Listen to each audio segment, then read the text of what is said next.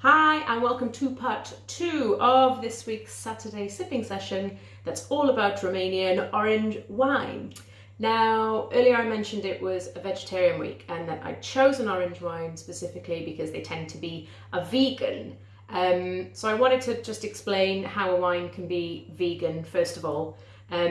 So the reason that a wine is not vegan or vegetarian is not because old Willie the winemaker there is stirring the juice with a leg of lamb. No. It's all to do with how the wines are clarified after fermentation. So basically, after fermentation, all wines have got bits in it. It just can't be helped. And most of us don't really like bits in our wine.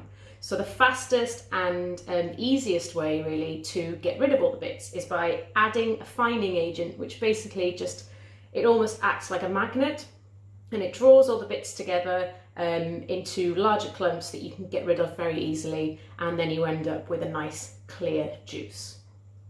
Fining agents traditionally are casein, which is a milk protein, albumin, which is egg whites, gelatin, which as we know is an animal protein, and isinglass, which is a fish bladder protein. So now you see why some wines are not vegan or vegetarian friendly. There are some new charcoal and clay-based fining agents that are being used now that are vegan friendly, but if you do prefer like a minimal intervention style of wine, then natural wines are unfiltered and unfined, so naturally are vegan friendly. Now, most wines will say this on the bottle. You can find it on the label whether it's vegan or vegetarian. But there are wine producers that do follow a vegan-friendly style, winemaking style, and it may not say it on the label. So you can usually do a quick search and find that on Google. But if in doubt, I would just recommend going for a natural wine. Anyway, back to this wine. So this is a orange natural wine from Asda that cost just over a £5, if I remember correctly. Let's see what we can find out from the label. Oh, there we go. So it's vegan certified. You can see on the label there. That's always good.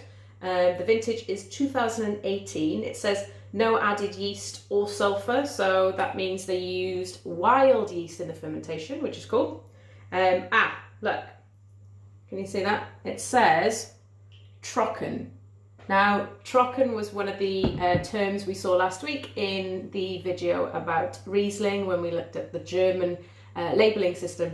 And so German or trocken means dry, which is good. It's also what we were expecting, but it's always good to see that on the label. It's 12.5% in alcohol. We've got the grape varieties here in the back. So it says here that it's made of a blend of Chardonnay, Feteasca Alba, Sauvignon Blanc, and Tamioasa Romanesca. Interesting. And it's from the region of Banat, so that is that's like West Romania. It's just next to Serbia. Has anyone looked at the map of Romania and realised that it looks a bit like a fish? So if you look at it like a fish, then Banat would be where the mouth of the fish is. Go look at a map now and you'll see what I'm talking about. Anyway, let's crack it open and see what it tastes like.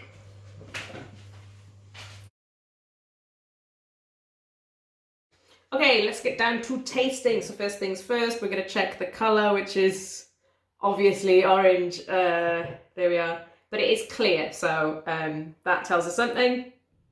Let's check the legs. It's not really, there's a little bit going on there, not a huge amount. Okay, let's stick the schnoz in there. Oh, you've got some really strong aromas there. You've got honey, you've got some candied orange, you've got some stone fruits, apricots maybe. Lovely, let's see what it tastes like.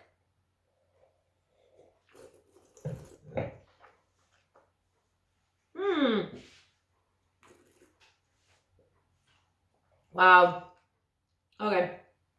So that's dry, really high acidity, quite full-bodied with light tannins there as well.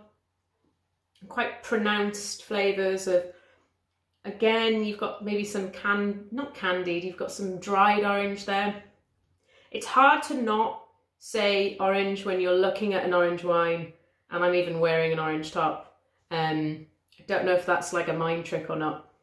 It's a small amount of stone fruits there, but let's see.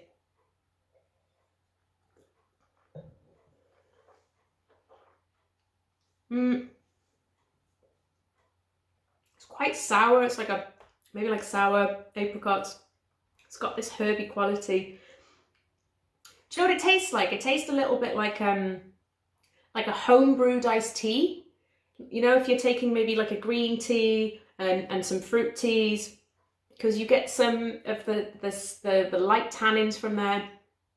And you know, like with fruit teas, they smell quite sweet, don't they? They smell really fruity and sweet, but then they're a lot drier on the palate.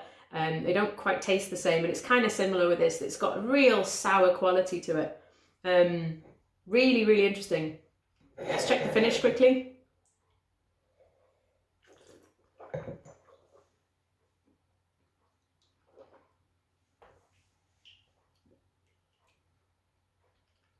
I'll tell you what though, I don't think it's 12.5. I'd say it's probably more 13%. It's got, seems like it's a little more alcoholic than it's letting on. Yeah, like a nutty fruit cakey finish maybe.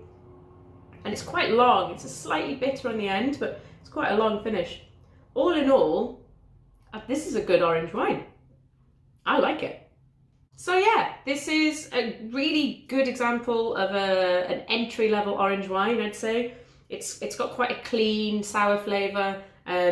It's not too weird and too funky, so if you've never tried orange wine before and you do want to give it a go, then this is a good one to start with.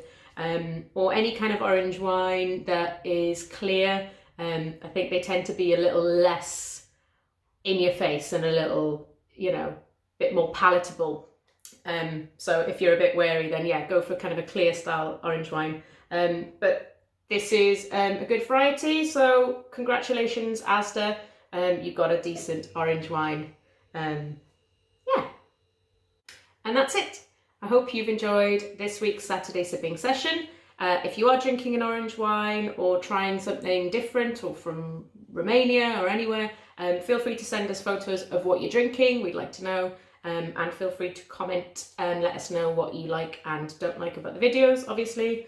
Until next week, stay safe, hang in there guys, drink your wine at home, and yachida. I like orange wine, I like orange wine in my mouth.